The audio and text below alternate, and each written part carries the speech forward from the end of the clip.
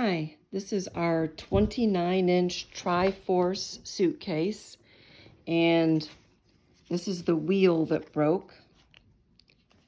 This is the wheel that broke right there. So I was able to remove it, and this is the one that's still on there. The outer plate, the piece of rubber, and then the outer plate, and then the 5 screws. And so I was able to remove it, and I found something on Amazon that looked like it was similar with the dimensions. Looked like it was going to be really close, but it is just not perfect.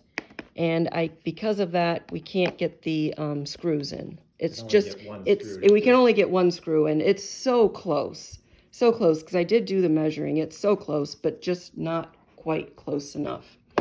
So I have the plate and the 5 screws that need to be used, and then I'll put that piece of rubber material back over.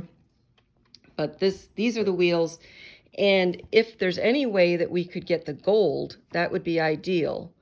That would just be great if we could get gold, because our suitcase has this gold accent, as you can see there. Okay, so this is a 29-inch hard side TriForce suitcase with a broken wheel. Thank you. 3 years ago?